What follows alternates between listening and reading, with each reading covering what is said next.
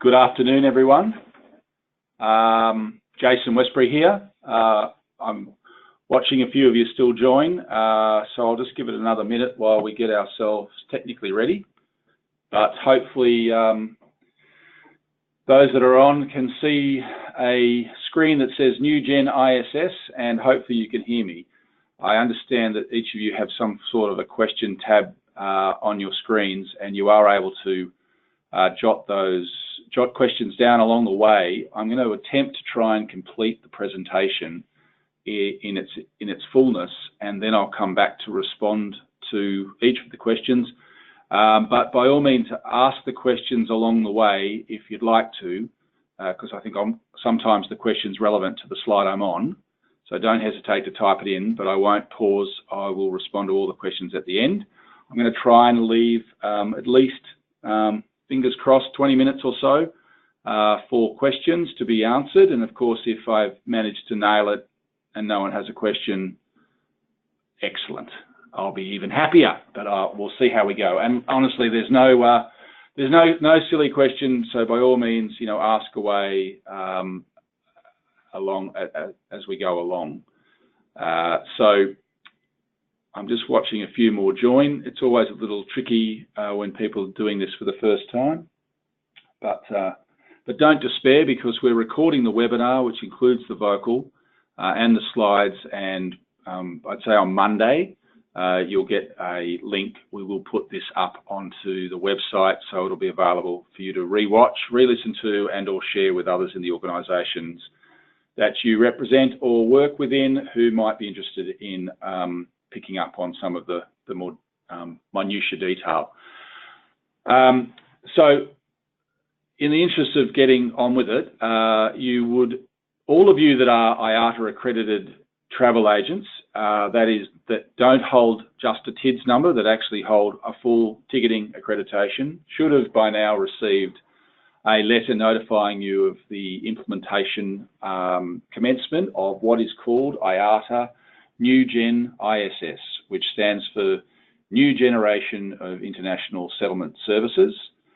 It is in effect what's meant to be the new generation of the way in which travel agents are going to settle their BSP with airlines going forward. The presentation that I have, I will get into quite some minutiae, and I apologise in advance because it is quite detailed, but I'm attempting to try and get everybody as ready and as prepared for what's coming down the pipe as I can. So moving to effectively, what is NewGen ISS? What does it really mean? What are the components?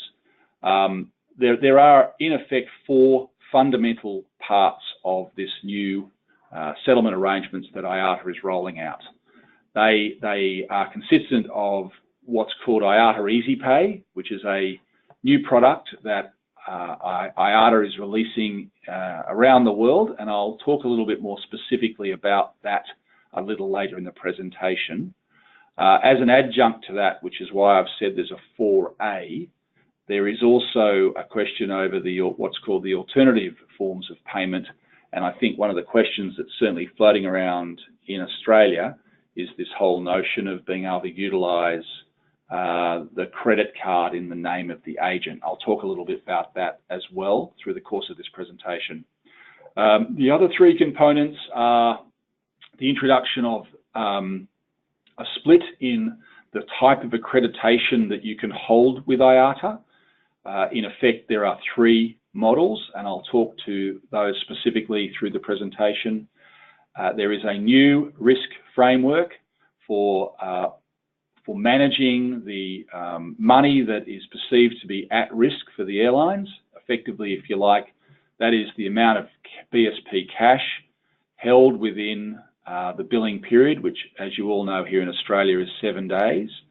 And the introduction of what's got a sexy title, but a nasty bite, which is called Remittance Holding Capacity, RHC. And I will go into quite some detail around what that means, what you need to be ready for, and how perhaps to prevent some areas of concern going forward.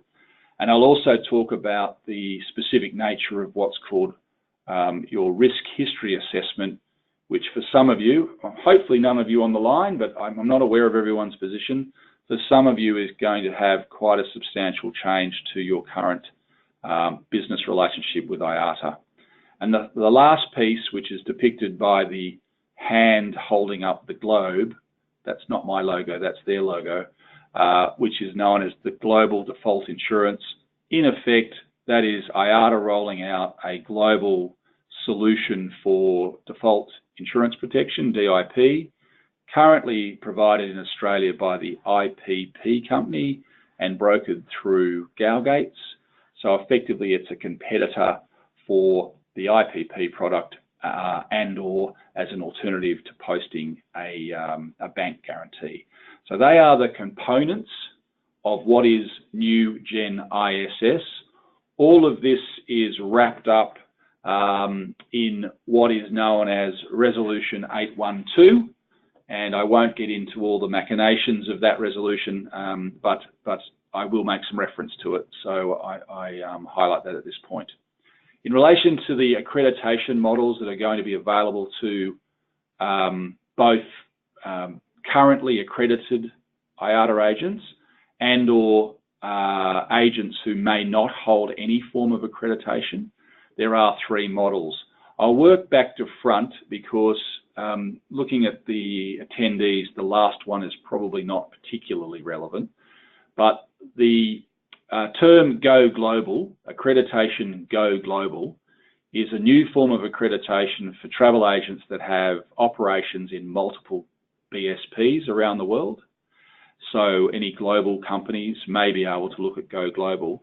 The key thing to be aware of, and I think probably for the majority of the people on this call that will be on your mind, is a Go Global accreditation doesn't provide a global TMC or travel agent any different trading arrangements than that which is provided to someone on Go Standard within a specific BSP.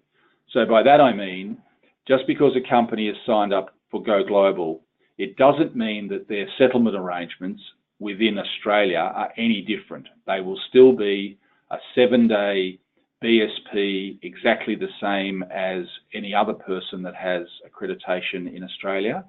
It's just that their assessments and their governance processes and, if you like, their financial securities are assessed more on the basis of their global business.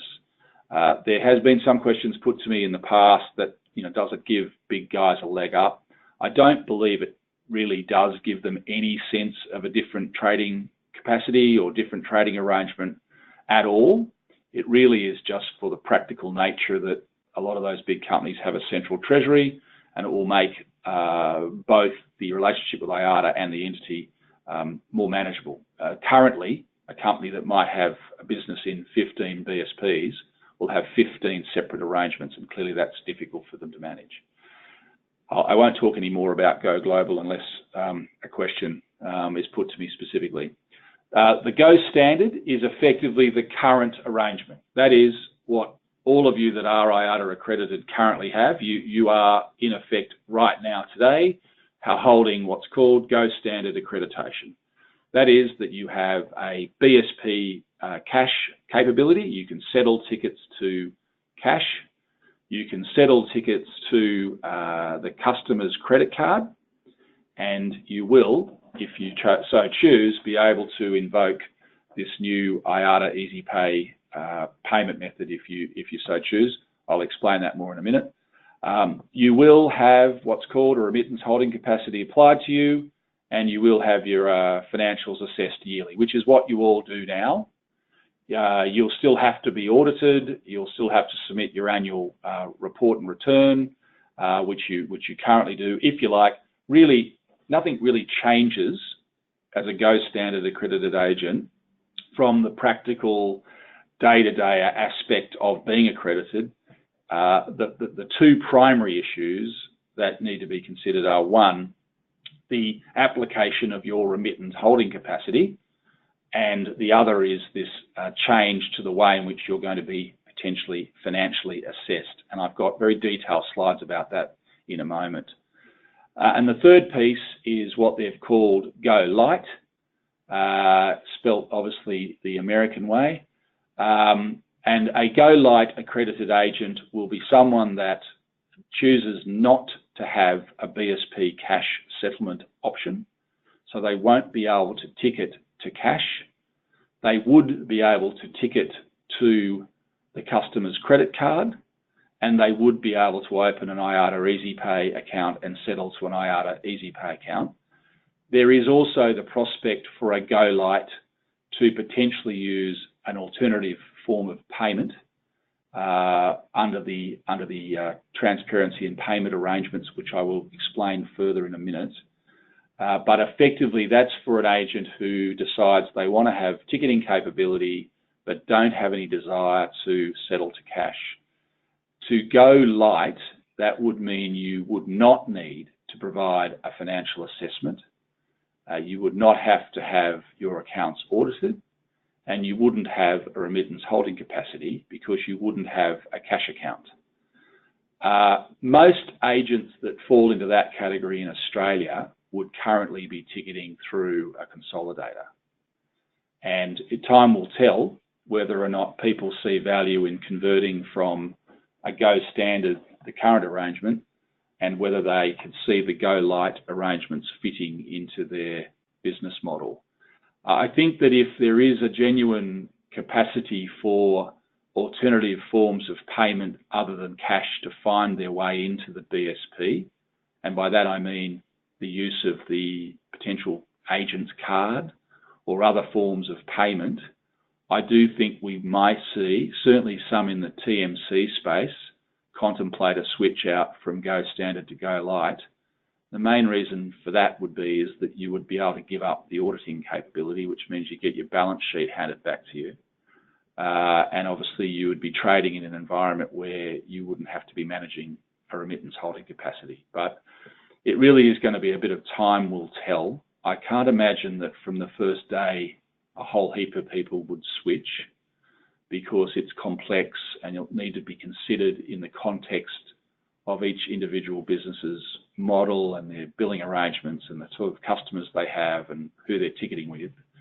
And it might be that some agents who currently buy through a consolidator might choose to contemplate Go Light. You still have to have the plate issued by each individual airline. They still have to demonstrate a business case for all of that. It's touted as probably being, you know, this amazing thing, but I'm not completely convinced that we will see hundreds of agents flocking to Go Light. But as all of you that know me know, I'm often wrong. In terms of the remittance holding capacity, which fundamentally is the key sting in the tail of the NewGen system, it's the principal thing that if you're going to have a no change to business going forward, it's the one that you really need to tune into. So what will happen is that over the course of the next few months, my understanding is somewhere around the 45-day to 30 days out from the commencement, which is planned to be currently the 19th of November. And I've got more slides about that, so I'll come to it in a minute. You will be advised as an agent, a current accredited IATA agent, of what your remittance holding capacity amount is. It is effectively a credit limit on your BSP cash. And the simplest way to pre-calculate it in your own minds, or get close to at least getting a sense of what it is that if you took the previous 12 months, and I'd suggest you probably best to take that from your renewal date for now. I'm not sure what date they'll use to calculate this, but it'll be a date in time that's decided. So for the sake of your own ability to calculate it, you could either take it from the date of the 1st of November and work back from 12 months from that, or take it from when you did your annual return to IATA, whatever that date is. Some of you are September, some of you are other dates. But in any event, take a 12-month look back. Take your 3 largest BSP weeks that occurred in that 52-week period, times them together and divide it by 3, and then double it.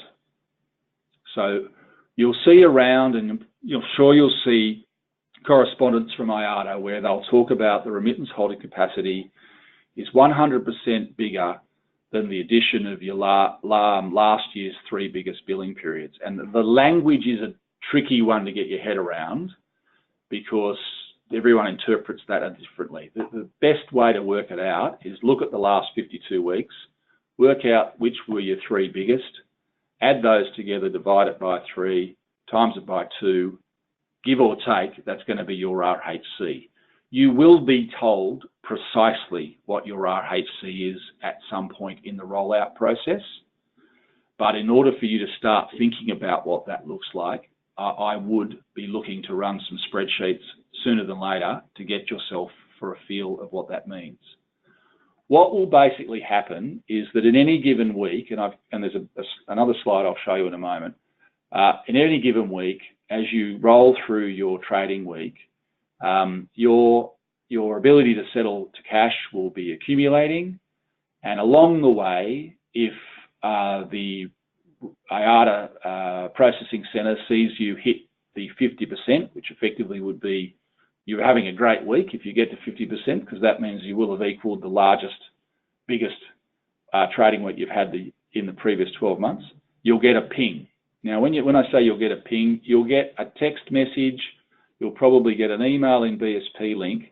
And the reason I flagged in frame that note on the bottom right corner of the slide is that next week, I would be getting into the IATA portal and checking who is logged as your primary contact, what phone numbers are in there, what email addresses are in there, that you're able to have multiple contacts, and I would be loading up and making sure all of my details are squeaky clean in the IATA portal. Because if the wrong person gets the text at 75%, and that text arrives at 4:30 on a Thursday, and no one does anything, there's every good chance that by midday on the Friday, you could be turned off the ability to settle to cash.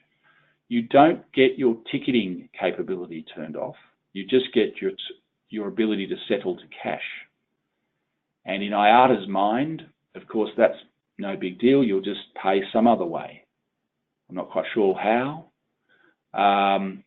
You'd obviously have to use the customer's credit card. Notionally, you would potentially use IATA Easy Pay if you've managed to set that up and you've got that working, but I suggest you probably won't. You potentially could run down the bank with a bag of money and deposit it quickly and send them a text or send them an email to tell them that you deposited it with your remittance advice. You'll have to take some action. And the examples that we've seen already roll out in the early markets is that this is a crisis. Some 50 agents in the Wave 1 markets have already been subjected to being switched off. And obviously from a business processes point of view, you can imagine yourselves sitting in your own environments, what sort of a crisis that could create.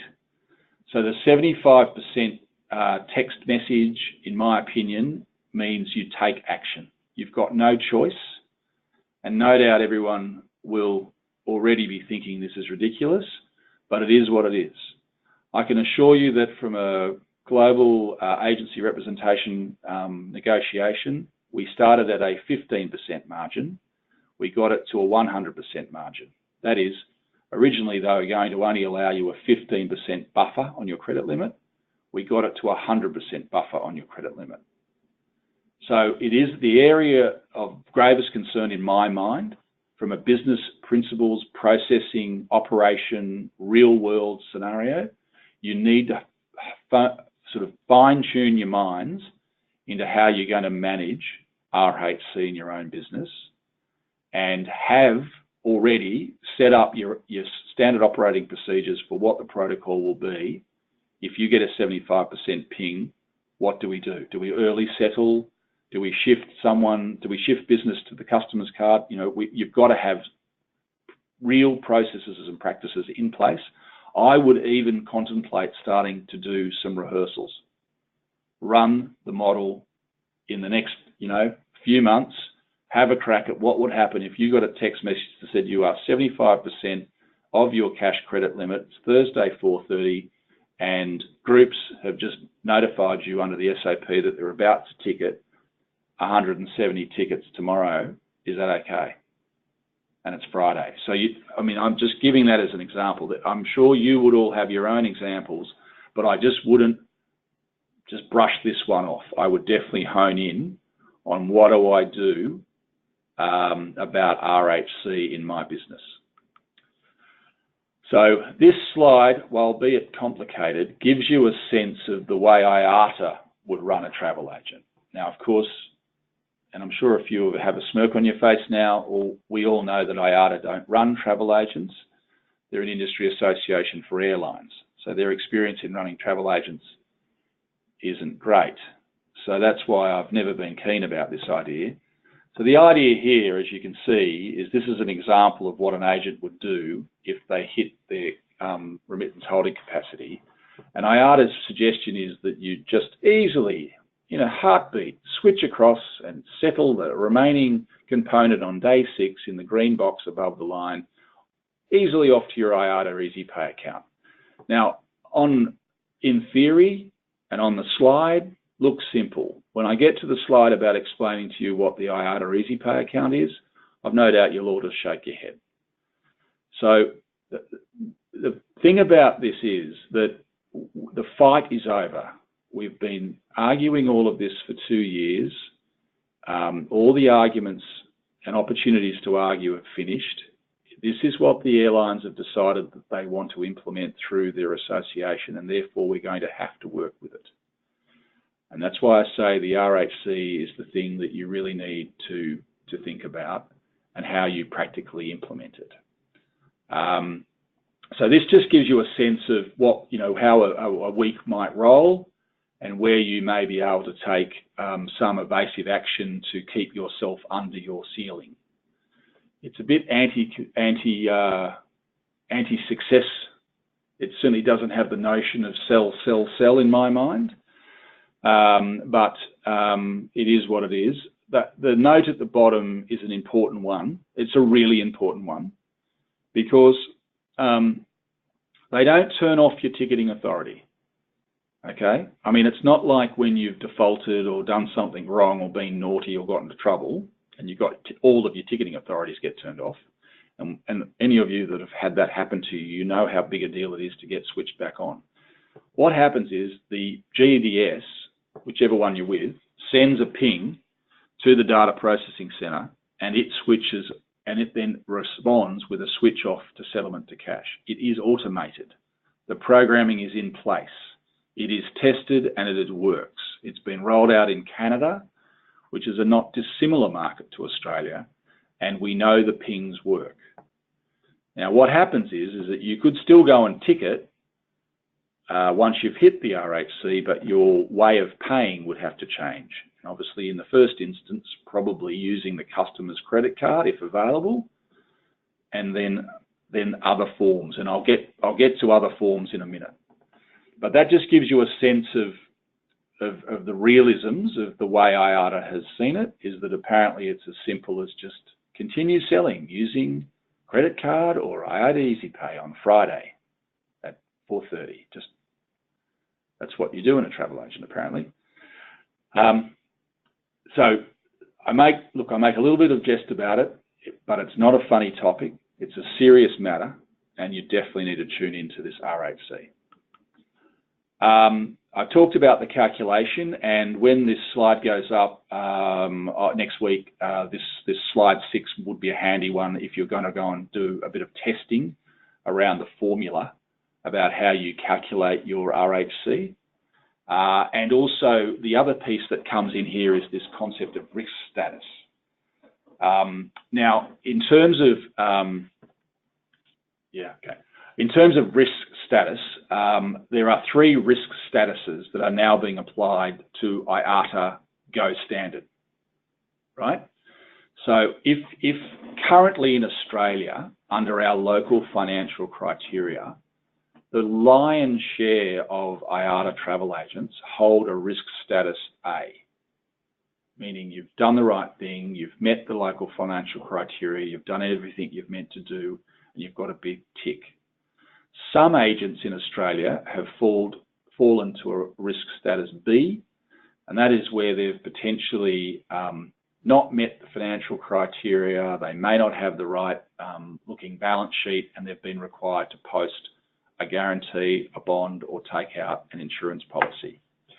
Under the new arrangements, this slide sort of makes it very clear for you. Most of you on this call would be in the first line, the risk status A. That is that you've passed your financial review, you've met all the criteria, and you have a good risk history. I'll talk about risk history in a minute. Now, the risk history piece is again one that's going to trip people up, because the risk history is applied retrospectively for the last 2 years from the commencement date. So anything that happened effectively in the last 2 years from the 19th of November that would have been seen as a risk history event, and I've got a slide to tell you what that is, will mean you will fall from an A to a B, which will mean you will have to post a financial security equivalent to the amounts shown in our local financial criteria, and I've got a slide to show you what that is in a minute. Regretfully, I don't have a list of who is going to be tripped. I'm told that those agents that are going to trip into a risk status B will get a letter at 45 days out. You'll have 45 days to get a bond, or you will be turned off. It is harsh, I know. A risk status C is where you don't pass the financial review and you don't have a risk history. In effect, I mean, if you're an agent with a risk status C, I'd probably be a bit worried about you, to be honest. And more likely, you're going to be in a go light setting in any event. Because if you haven't passed your financial review and you haven't passed the risk history, there's clearly a big problem. Currently in Australia, there are no risk status C agents, and I would hope that we won't ever have that situation. But most agents that would fall into that risk status, I think, would inevitably have to either give up their accreditation or contemplate to the go light option. Under the resolution, this is what is the definition of a risk event. It's a very detailed slide. I've included it primarily as a supplementary for your reading later. But just to give you a sense that if in the last 2 years you have been late, or you've short paid, or you've paid, well, it's unlikely you've paid in the wrong currency, or you've had a default payment, or you've had a change of ownership and you forgot to notify, or you were late notifying, or you've not reported something that was significant in the change of your business, and but you did it retrospective because IATA got onto you, or you've done something that falls into one of these categories, that is the agent that's going to find themselves slipping, unbeknownst to them at this point in time, from potentially not currently having to post a bond or a guarantee to having to post a bond or a guarantee to maintain their accreditation and their BSP cash. As I said, I'm unable to be specific with anyone because I don't have the list. It's probably a question that you should contemplate asking IATA. If you think that there's anything on that list that you might even vaguely be falling into, it is worthy of starting the conversation. If when you read that list you think, oh, I've never done any of those things at all, I'm great, then you need not worry. Everything would be as it is now from a risk status point of view. So that means that if you currently hold or post a bond with IATA, you would still post a bond with IATA. This is more for where those agents that don't post a bond with IATA, a little bit unbeknownst to them, are about to trip into a risk status B because they will have tripped one of these risk events. Under the AU local financial criteria, Section 4 says that failure of any of the financial tests results in a financial security being required to be posted, which is not less than 10,000. So regardless of what your BSP cash sales are on an annual basis, if you slip from an A to B, the minimum that you'd be asked to post would be a $10,000 bond. There will be agents that don't have a bond now that are going to be asked for a bond. Where you fall into these larger, this is the annual BSP cash sales, and it's important to note that it's cash sales. That is straight from the current rule book. And again, it's just to try and give you a sense of what you might have to pay if this is going to trip you over. If you're squeaky clean and having a great time, all of that was a bit of a waste of your time, and I'm sorry for that. But of course, you never know what's coming around the corner. Again, all these slides will be on the deck that goes onto the website, so people that are concerned can get into the minutiae and have a look at this detail. And if you're still not sure, you're more than welcome to contact me or contact AFTA, and of course, you can always talk to IATA. Moving on now to this IATA Easy Pay, I think it's fair to say up front that I am not an advocate of IATA Easy Pay. If IATA's on the call, I don't know if they are, but if they are, they'd all be cringing. I'll probably be getting hate mail because of what I'm about to say. Basically, IATA has invented a product called IATA Easy Pay, and I, for the life of me, don't know why. IATA Easy Pay is in effect a prepaid e-wallet product. IATA has outsourced the service provision in Australia to a company called MSTS, which is the largest collector of tolls in Europe. They have subcontracted it to a joint venture MasterCard business who are going to actually operate the accounts. It's fairly convoluted and complicated from where I've been looking at it.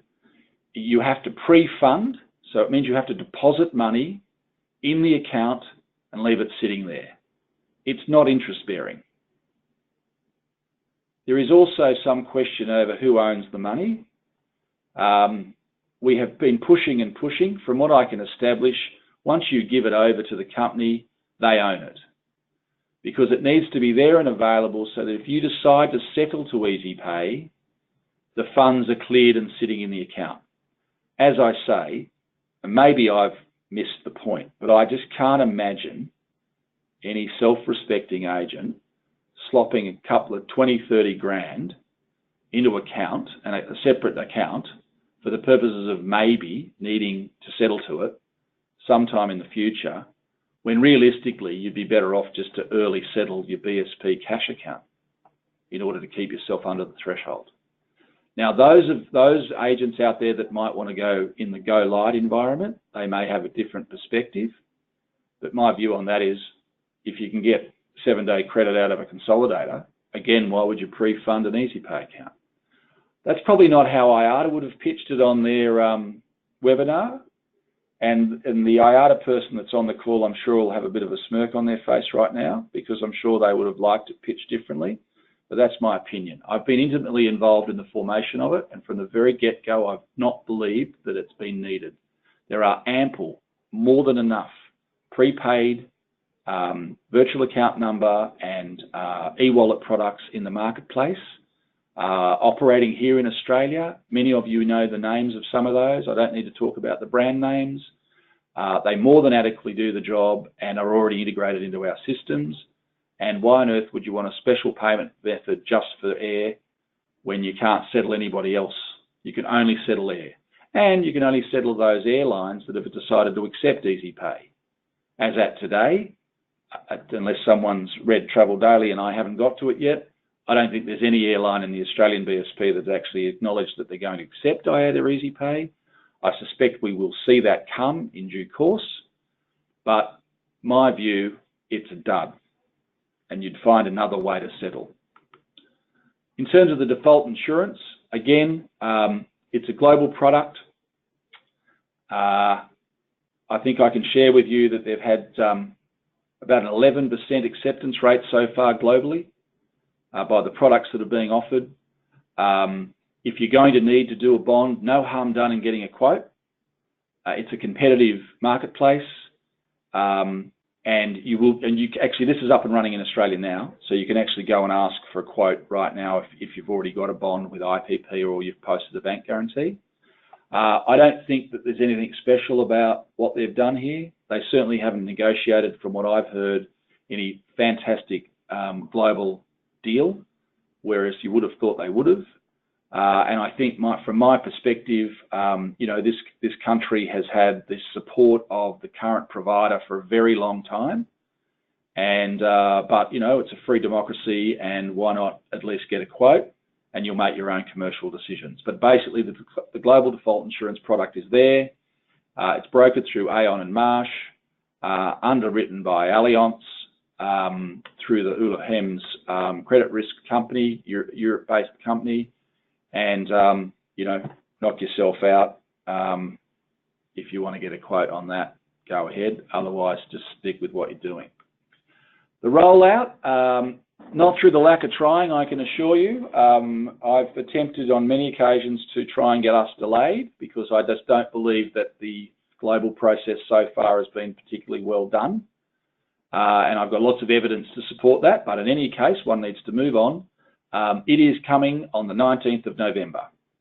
You will have already got, as I've said, my apologies for this slide, because it's an IATA slide, and the wave boxes actually don't reflect the map that's under it, because we're not happening in 2020 in wave 4. As you can see, that's the top of Australia.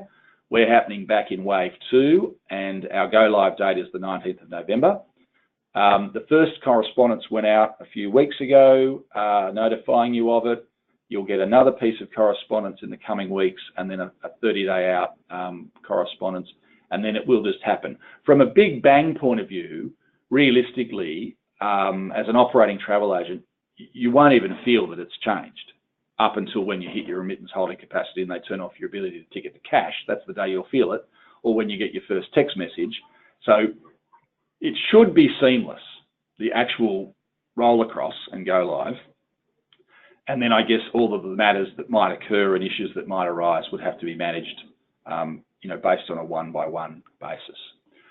This is the communication timetable, as I mentioned. The 90-day prior to go live letter you will have all have got. If you are if you're an IATA accredited ticketing travel agent, and you're on this call and you haven't got a letter, you need to let me know, because I'll be horrified, but they assure me that everyone's been told. So you'll see, again, this slide will be on the webinar, on the website for you to have a look at, but there is quite a number of pieces of correspondence coming out to you to explain what's going on. The two really critical things that you need to keep your eye out on is, one, what is your remittance holding capacity, so you can get business fit and business ready for that. And the second one is, are you going to change your risk status from risk A to risk B, and therefore having to organise yourself to get a bond and or buy an insurance product? They're the two real critical in advance things that are going to happen. I understand IATA are running more webinars. It'll be a very similar version to this, perhaps without the Westbury commentary, but they are attempting, to be fair to them, they are attempting to get the word out, get the conversations going. There was a webinar yesterday, I understand, which was fully subscribed, and I understand they have got others going. And I think leading up to and getting closer, you might find that there's some implementation webinars that you should keep your eye out for. We will probably run another one close to the time around how to implement. So keep your eye out for that. I guess what does this all mean? Well, IATA would have you believe that you should be filling out your form to go and open your Ripper EasyPay account. I probably wouldn't bother downloading the form. You need to think about whether you're going to keep your standard model or whether you're going to switch to Go Light. Some questions have already come in about that. I'll respond to those in a minute. As I said, the real critical thing, and initially I would think what most of you would do, is business as usual. It's calm, steady approach. Get your head around what RHC means. Think about what the on-flow business processes are that you need to be ready for within your own business. Get an understanding of your risk status as soon as you can, and think about how you can possibly mitigate your cash environment. And obviously, as I've said, in terms of the global default insurance, think about whether or not you want to get a quote. The market readiness plan from IATA really is about getting the awareness up, which is what this webinar is about. It's really trying to get into the weeds about what does this really mean. There is a 90-page resolution document for those diehards out there. You know, by all means, you can go onto all you need to do is Google IATA resolutions. Up comes the IATA resolution page. You slide down to the little box, you click on resolution 812, and you can download the English version. For those of you that have a finance department and finance managers and accountants, I would recommend a bit of a read of that resolution. It puts some serious words around all the things that I've said and may help you understand, you know, where IATA actually is going with it. And so that's the easiest way to get your hands on the actual resolution.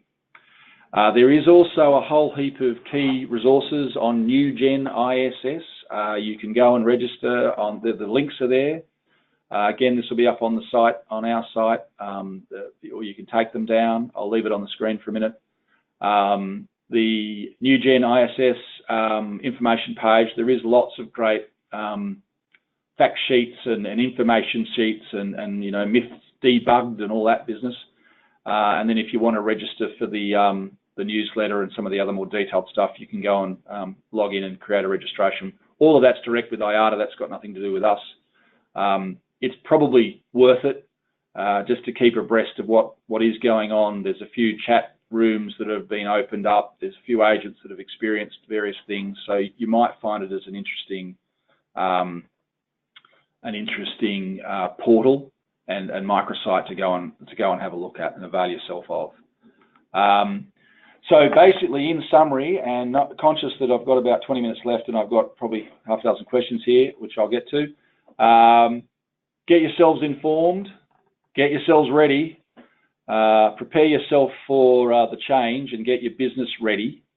It isn't coming tomorrow, but it's coming. And you really do need to sort of understand the implications of these things for your business. And the last piece I'll talk about is this, what's called transparency in payment. You'll notice that it's not largely advertised within the concept of the IATA webinar. And the primary thing around this transparency payment is the question that I'm getting asked a lot by people about, can I use a credit card that's in the name of the agent? Under the current rules and the changes to the resolutions, the only thing stopping you from using the card in your own name today is the airline you're transacting with, which is a significant thing to be stopping you from using it. I am aware that one airline has just issued 200 ADMs for suspect use of agent's own card and have indicated they're going to levy a 5% surcharge for that breach. I have questioned some of the levels of surcharging under the surcharging credit card rules, and I'm in conversations with several carriers about whether what they're doing is actually legal. So be aware of that. If you want to use your own card in BSP, be it today or after the 19th of November, you need to get the airline to agree. Right, wrong, or otherwise, that's the rule. I think that what we will see, though, in coming months is some market change to the way there are products going to be developed that will put credit card concepts into the hands of the agents. That will allow some business models to really rethink how they are transacting with airlines. But I haven't got any crisp, brand new, shiny, new news to report on that at this very moment in time. But I do believe we've got lots of conversations afoot with many card providers who are endeavouring to bring new products into the BSP, not just here in Australia, but around the world. And I remain very confident that there will be other options available to the agency community that will in fact make this whole thing worthwhile in the end. I think the initial proposition is a little half-cooked, and part of that's because of the airline community not really having fully thought through the benefits of a change to credit card products, because primarily all they're looking at is the alleged cost of the agent using the card, but a lot of the benefits that come from settling through a credit card hasn't been fully contemplated yet. But I think that times will change and we will see new things coming soon. So I'm going to finish at that. I've got about 6 or 7 questions here. I'm going to have a crack at those. I'm not sure whether you can all see the questions or not, so I'll just quickly run through that. That's technically the end of the presentation. You're all most welcome to stay for the questions if you'd like. And if there's a few more questions along the way, by all means, stick them in. So the first questions I've got here is, if you change to Go Light and then want to go back to Go Standard, will you need to have a financial security for the period of time until IATA is comfortable with your business?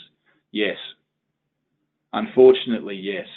The way I see the resolution being written, the minute you give up your Go Standard, you're a dead start. Now, there is lots of debate about where does the local financial criteria authority sit in the context of Resolution 812. My understanding is it is a sibling to the Principal Resolution 812. So you need to really think about it. If you're going to give up your Go Standard and Go Light, you need to think about the ramifications if you're going to change your mind.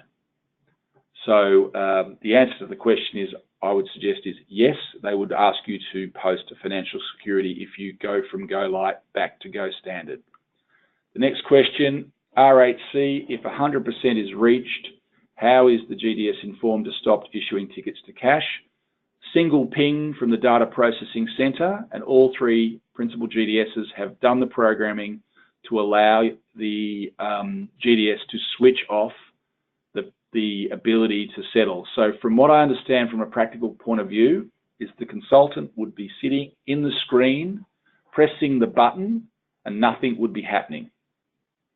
And there is real live experiences of that in Norway and Denmark and in Canada, where it's already in place. So one would hope that you're never in that position, but the programming required has been put in place to single ping from the DPS, the Data Processing Center, the DPC I should say, through to the GDS on your desktop to turn you off. As I said, you'd still be able to send that ticket for ticketing, but you'd have to find a different way to settle it. And it will present itself on the screen in the GDS as an inability to make it happen. Next question, IATA will notify us on the 1st of October about Agent RSC. If that's 45 days before the 19th-ish, give or take, yes, I believe that's right. I think most of you should be getting your RHC letters within the next week or so, very soon. I would say if you haven't got your RHC letter by the middle of October, I would be on the phone to IATA. If you don't know the number, call me and I'll give you Mateo's mobile. But I would be onto them if you don't know it by the middle. There's some confusion over whether it's 45 days out or 30 days out. So I guess to be fair to them, one could argue they've got until the 19th of October to tell you. But I've already said, you know, why are you waiting? Just work at it. Surely it's a spreadsheet. Work it out and tell them and hurry up. Get on with it. If you're worrying, I would get in contact with IATA. And if you're really worrying, contact me and I'll do my best to help you. The next question, many agents have private fares in place and no CR cards allowed against these fares, so cash payment to IATA would be mandatory. So the RHC will need to be very, very high if many private fares are to be issued. Well, private fares are not a consideration in relation to the calculation of the RHC. The RHC calculation has no fear or favour over what sort of fare you're selling, nor who you're selling it with. It is an overall program BSP application, and as I said to you before and is on the slides, the calculation is made based on your 3 largest previous 12-month billing weeks, times by added together, divided by 3, and times by 100. So if you're selling a lot of private fares and you can't pay with credit card, you'll have to be very good at managing your RHC, because it is not a factor that IATA is considering. Please don't shoot the messenger, but in effect, IATA doesn't care about that. That's not their problem. That's now your problem. Next question, wouldn't Easy Pay mean you don't have to do PCI compliance? No. All I can say to you is, regardless of any of this, if you're IATA accredited, you need to be PCI compliant, because PCI compliance really is a separate process and a separate set of resolutions. You wouldn't need to be PCI compliant potentially if you don't intend on utilising the customer's credit card and utilising the airline's merchant facility to settle. But I wouldn't suggest to you that just because you're only going to use Easy Pay doesn't mean you need to be PCI compliant, because as far as I'm aware, the PCI compliance requirement sits under a separate resolution than that which invokes Easy Pay. I see the rationale behind the question, and you could have a crack at arguing it, but my recommendation would be just be PCI compliant. It's depending on your size. If you're under a $30 million TTV travel agent, PCI compliance should be relatively easy to do through the security metrics portal. It does depend. Some people's business models are more complicated, and therefore filling out the forms, which is a long form to fill out, can be a bit more complicated than others. But I certainly wouldn't want to give anyone the wrong steer here to say that you could get out of doing PCI by just simply going to Easy Pay. Next question, when are we advised of our RHC? I can't see it on the slide. Yes, as I said just before, I expect that you should get it no later than the middle of October, and I will endeavour to try and find out the answer to that question precisely, and come back to everybody with what date IATA are envisaging notifying RHC. Next question, will IATA provide bank details for early remittance? Well, excellent question. I mean, that is a ripper question. I don't know the answer to that. I will find that out. You'd have to think so, wouldn't you? I mean, maybe you just run it down to Kent Street and give it to IATA to Matteo in a paper bag. I'm not quite sure. Very good question. I will get an answer to that. From a practical point of view, clearly you need to know where you put the money, where you deposit the money, because at the moment, as you all know, your bank accounts are swept, and so therefore you may not necessarily be aware of where you should put the money. And the other point is that you might be right. They may have a different banking procedure for early remittance. Great question, noted, and will be dealt with. Has the APJC heard back on the deferment of the deferment of the implementation till the 1st of April 2019? Yes, we did. The APJC put a recommendation forward, which was voted by all of the agent representatives. 5 airlines voted for, 1 abstained, and one voted against the delay of the implementation of Resolution 812 until the 1st of April 2019. That submission was put to what's called the Passenger Steering Group, the PSG, which met in Madrid last week, and 6 middle-level managers from unnamed airlines decided to override us, and we were defeated in our recommendation, and so that's why we're going to be starting on the 19th of November. Now, just so we're clear, I'm clearly not very happy with that, because I'm questioning under what resolution the PSG has authority over the APJC. But in any event, we need to be accepting and prepared the fact that the implementation is going to be 19 November. I'll still argue the case about protocol, but I think time is away from us, and I lost that fight, and I've got to get over that myself. And that's why, you know, I decided to do this webinar and immersing myself more and more into this, because it is going to happen on the 19th of November, and there is no really there isn't anything much more I can do about that under the current rules and regulations. I still will ask the question of how they could overrule, but I don't think that would change the course. Will IATA annual and monthly fees change in November? Yes. There is a fee structure change that comes with the Resolution 812. I don't have that in front of me.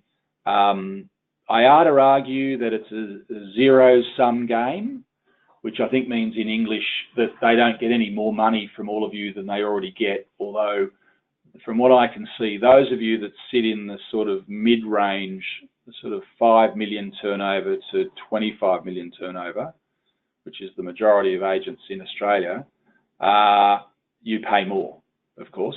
That's just the way it is. I mean, they control it. Don't worry, there was a big fight about that as well. The schedule of that can be found within the Resolution 812, which you can download from, if you Google IATA resolutions, up pops the IATA resolutions website, go down to the box, put in Resolution 812, click English, and towards the back is the new IATA fees schedule. It's not substantial. It's not as though they've gone from $500 to $5,000 by any stretch, but there is a variation to the fee structure. Next question, have you been advised of the cost to apply for GoLight accreditation for a new IATA agent? No, I haven't. I think, again, from memory, that is sitting in that Resolution 812 fee structure. Again, I don't believe it's very much money. It's not expensive. If you're not accredited at all right now and you want to go light, I don't believe it's an expensive application process. It can all be done online, and from what I've heard, relatively easy to do. Will BSP go to daily payments in the future?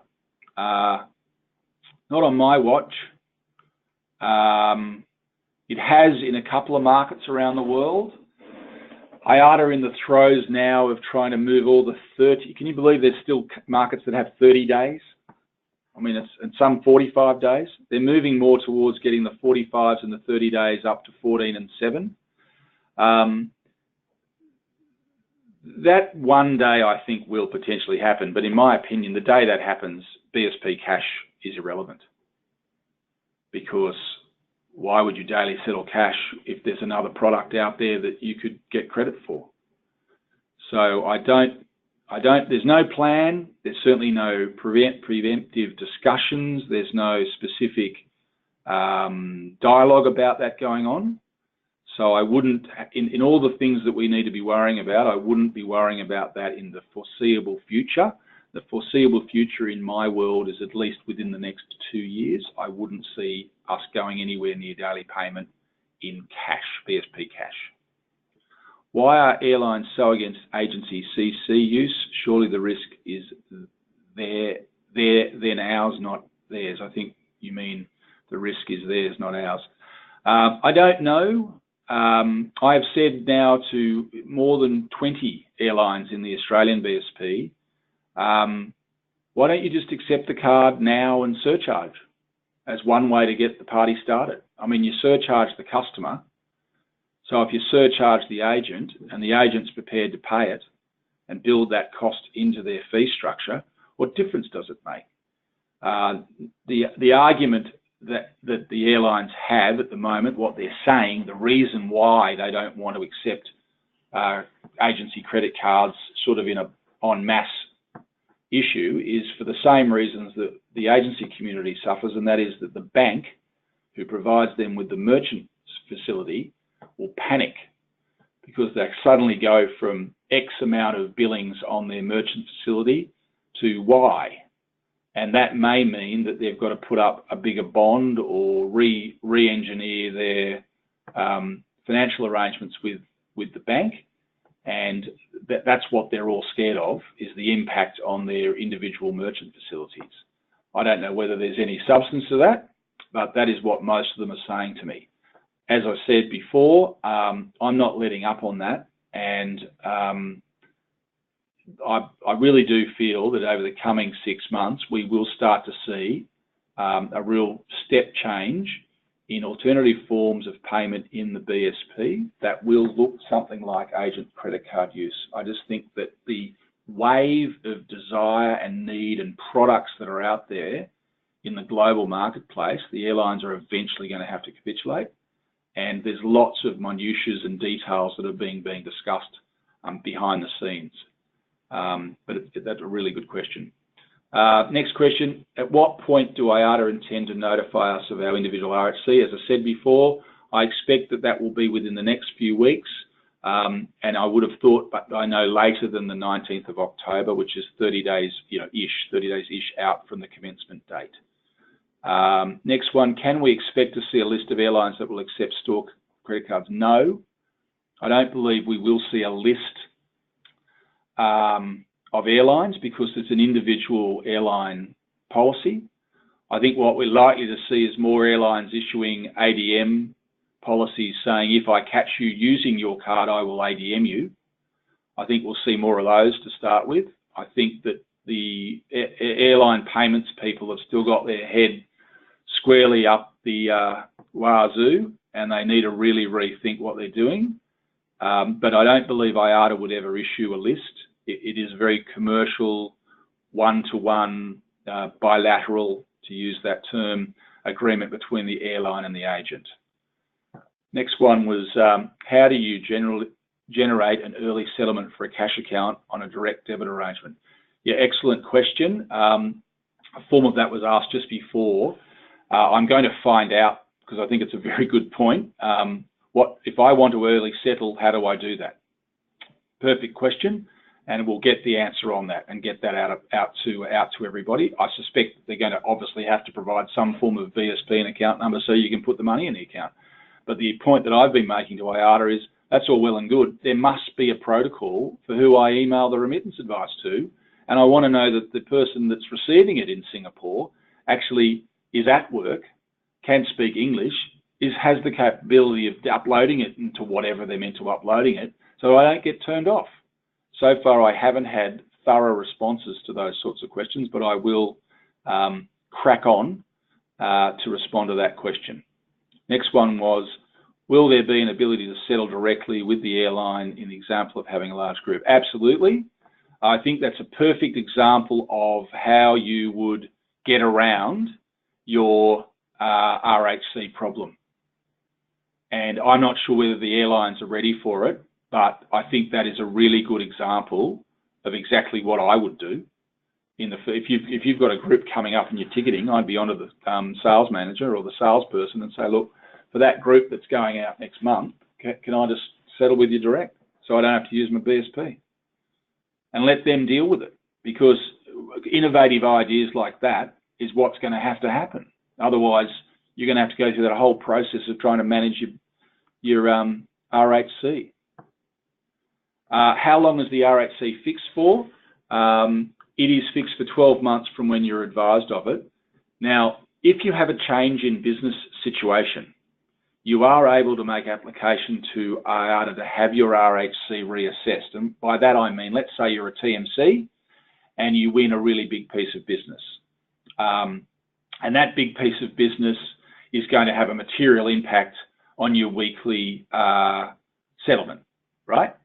So if on the basis of having won that, you would go through the IATA portal and make application to have a reassessment of your RHC. Now, I can't give you specific examples of what the screens would look like, what you write and who you write to, but I'm assured, and under Resolution 812, that ability to appeal is in there as part of the rule. And so I'd say to you that if when that comes up and it's not clear, you get onto me and I'll help you.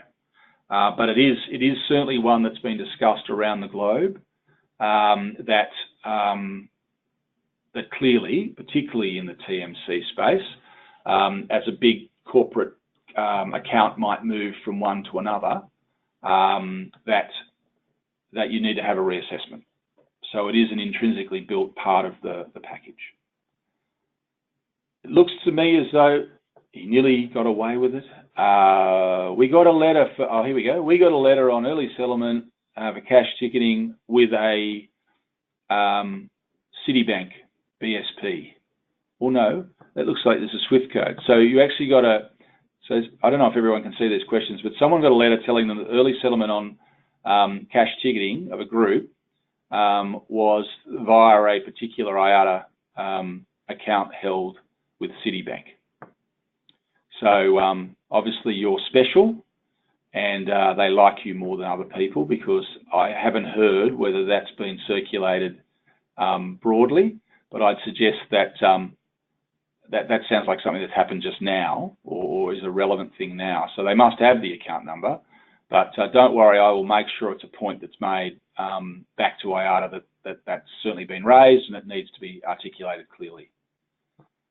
Okay, look, I think that's the last question I can see on my schedule. Thanks everybody for joining. I hope you found it informative and interesting. And as I say, the webinar will be up on the website next week. And going forward, if there are more specific questions, you of course know where I am. Look forward to seeing you all around the traps in the next few months. Thanks very much, everyone. Thank you.